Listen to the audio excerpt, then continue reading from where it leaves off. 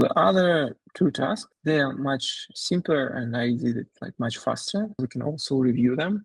The task 2, they gave me, they provided me with some query, example of a query, and I need to refactor it. This query has a lot of issues, right? And we will talk about what issues that this query has. I need to rebuild this query and also add it, so I can create several models based on this query, make any changes I want. Then they also ask to provide some techniques or methods how to ensure the outputs are accurate, also to check the data quality of my solution, right? And I need to verify that the quality or the output of my solution will be the same as the output of this query. Yeah, so this is a query, quite big query, a lot of CTEs, right? We have even union here. And yes, we have some not perfect code. So we see like region US, region Canada. We can replace it with some other things that are better. So when I just started to approach this task, for me it was important to understand what is the output and what information do they want to get at the end.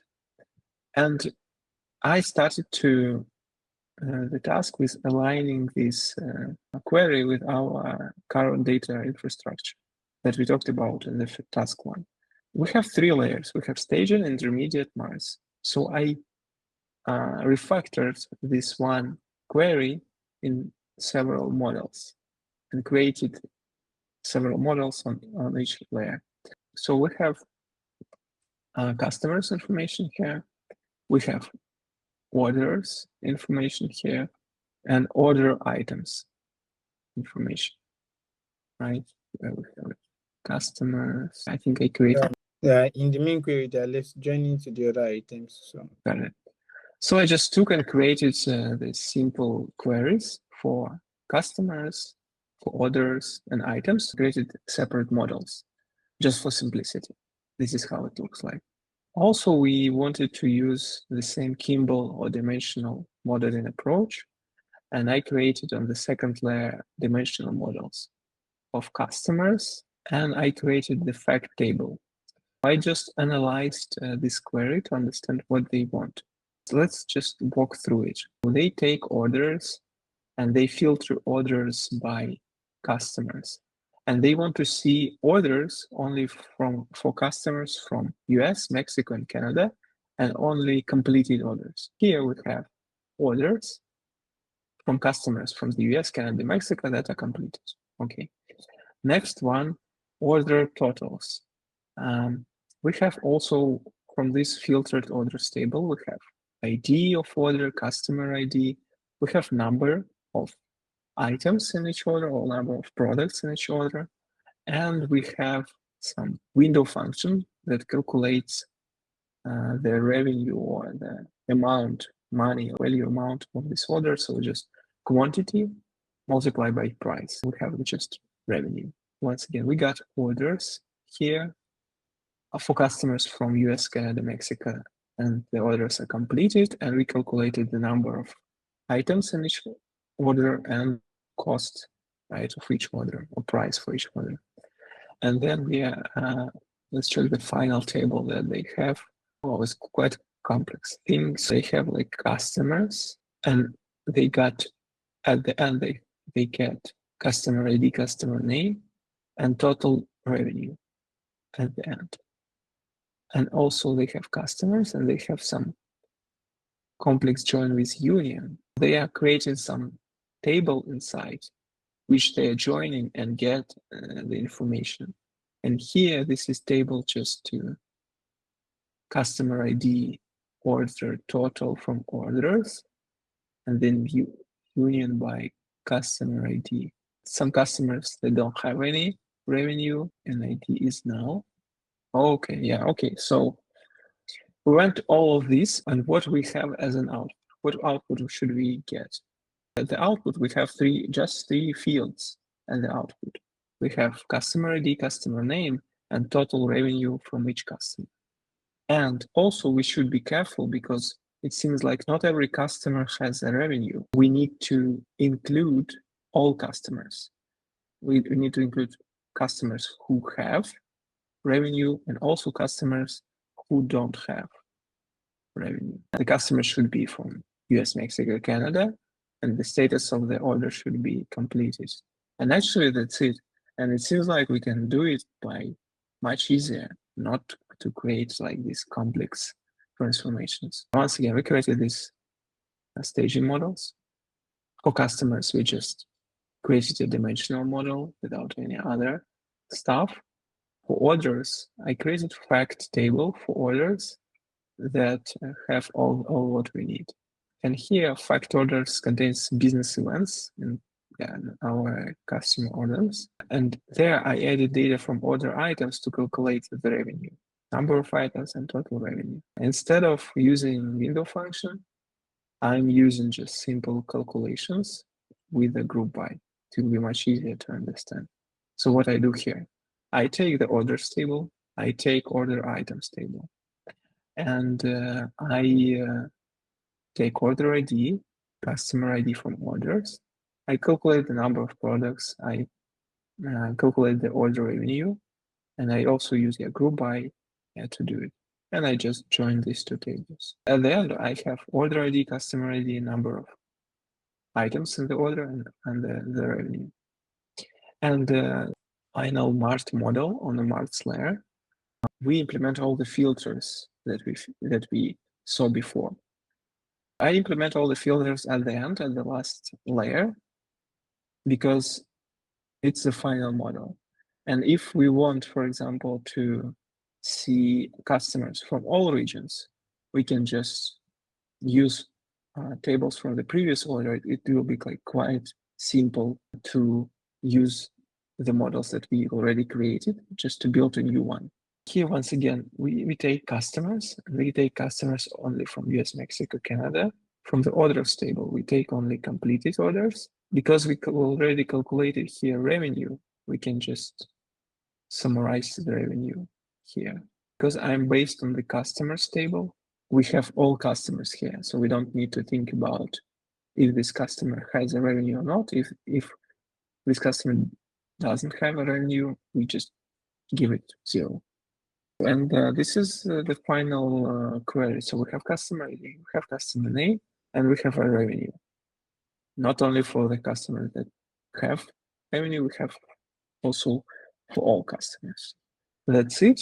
So how can we validate the outputs? We have this old query and we have this new one. And we can just write a simple query, for example, old query and new query, and we can just use except.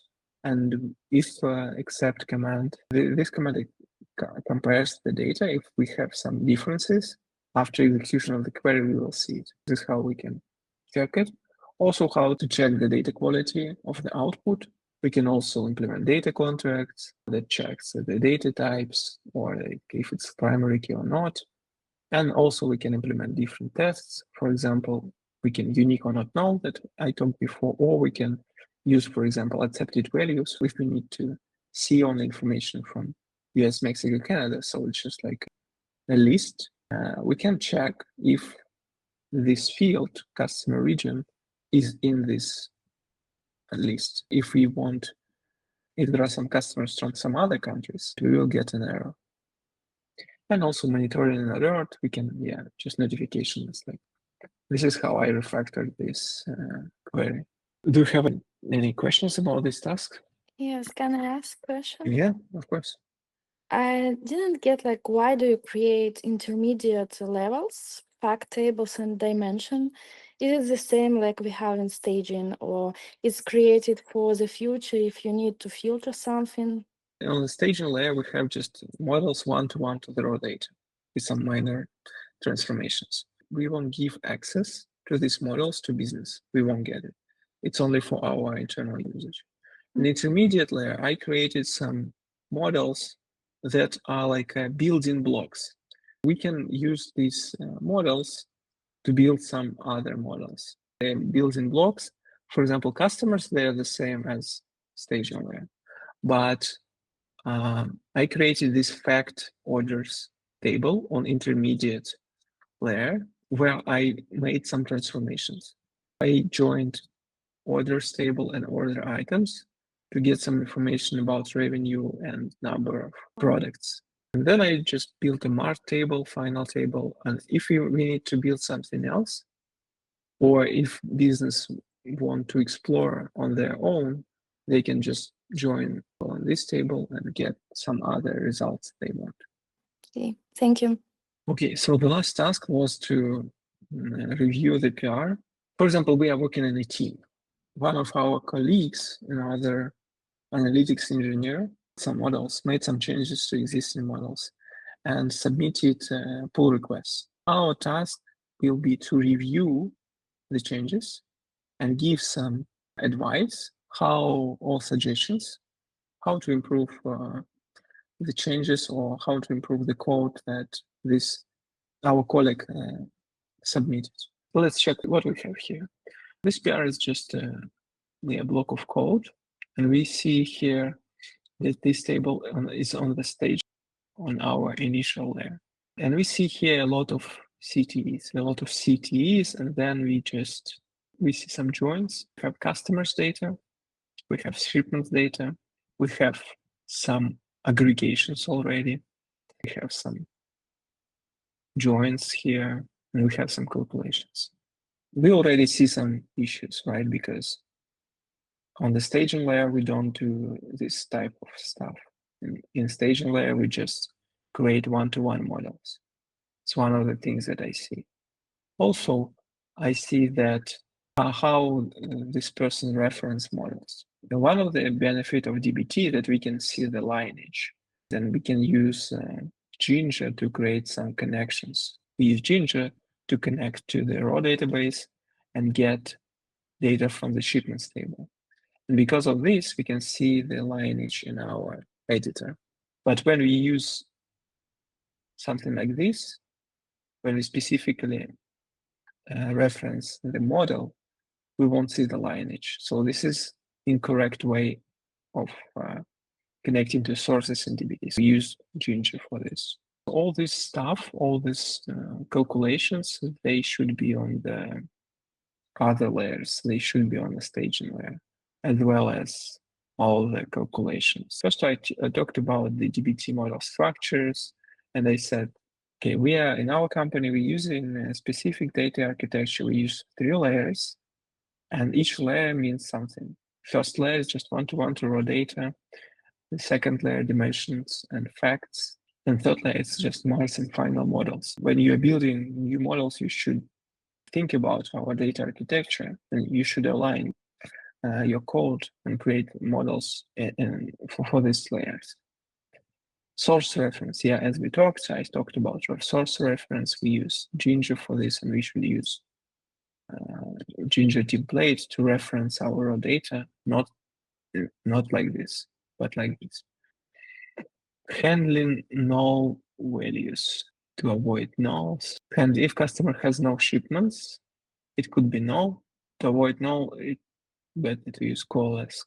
Just in case, if we don't have any information in some fields, I suggested to use call-ask. Naming conventions. When we create our models, we should think about how the fields, what are the name of the fields, and they should be simple, but also other people should understand what data do we have in this field. I suggested some renamings, right? So instead of city, let's call it customers. Where is our customers table? We have customers and we have a city. The city can be in some other tables. So city can be in shipments. And we want to distinguish and understand if it's like city from the customer table or from the shipment. I suggested just to rename city to customer city, something like this. Also, we should use aliases in CTE, like what I mean. We have here the table, and it's based on the customer table.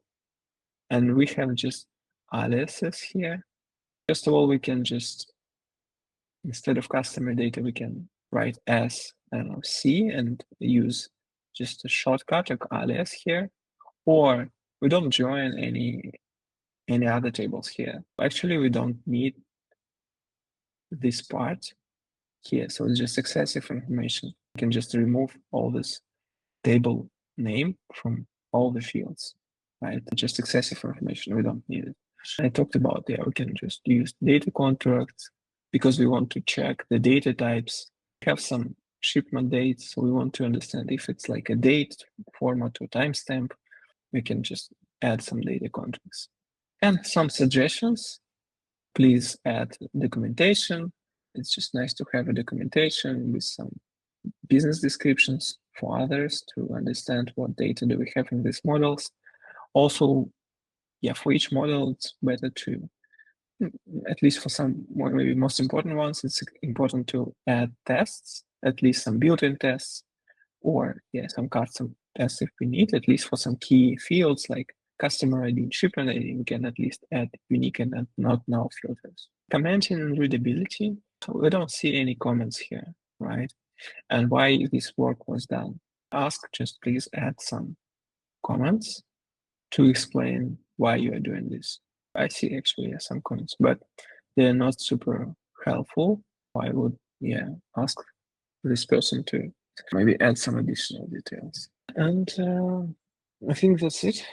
Do you have any questions? My question is actually around the data contract thing.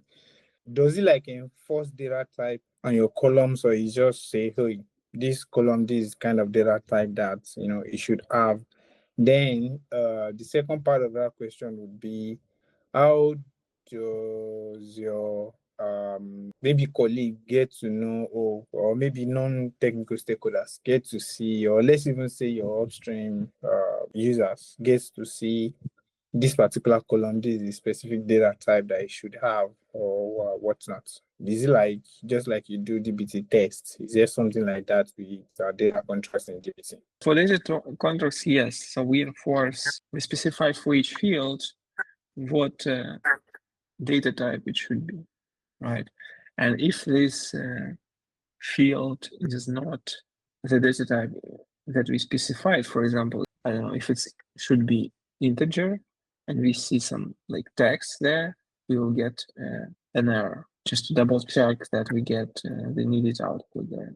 And for the second question, could you repeat once again? For the second question, how do you make DBT do the testing for the data contract? Is part of the things that will be tested when you do DBT tests, or there's like a separate command for doing DBT contracts? To implement DBT, we have our, I'm not sure if I have it here.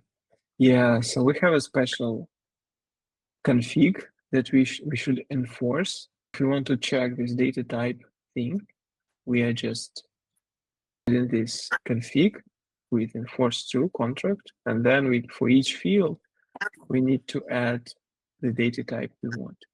And we have to add the data type for all fields in this model, because it won't work without implementing this for all. And also, if you have some constraints like primary key, we can add it as well. This is how data contracts is working. And actually, data contracts, we can read it also in a DBT documentation. And we can see some limitations here. And for example, okay, we have a Snowflake database. What data contracts do we have? We have these constraints, not now. Yeah. You only enforce the not now. The primary keys are not enforceable. Primary key is definable but not enforced. If it's enforced, it means that if we will have an error here, the model won't be built. But for this one, if we define the field that is primary key, the model will still be built if it violates the constraints. If it's not true, the model can still be built. Does this now replace the DBT test, or you can define the two together? DBT tests and data contracts are for different purposes. DBT tests, they test the actual data. If we have not null there, but here we also have, or we have some relationship or accepted values, DBT test like checks and gets us like a notification. Data contracts, they are more about the shape of our data. Because we don't have a lot of enforced data contracts, the primary reason we check is data types. I would say with data contracts, we check the data types of the output, and the data tests, we test the actual data for some errors or violations that we want to avoid. We can say the DBT, the data contract is more like testing the logical data, while test is, testing the physical data. Does that make sense? It's more like a data contract there. We're checking data types and some general stuff, while with DBT tests, we check logic inside of our values. We check values, actual values, and we check some relationship logic, while with data contracts, we more like checking data types. I think that's the question from my end. Basically, yes. So all of the tasks are basically based on DBT. For this role, a lot of analytics engineers, they are using DBT, and this is the main tool for analytics engineering role in most companies. That's why there are a lot of questions about DBT and how it works. Thanks for the walkthrough. I think. Thank you all for visiting today and asking all these questions. Thank you. Have a good day. Bye. Bye. Bye.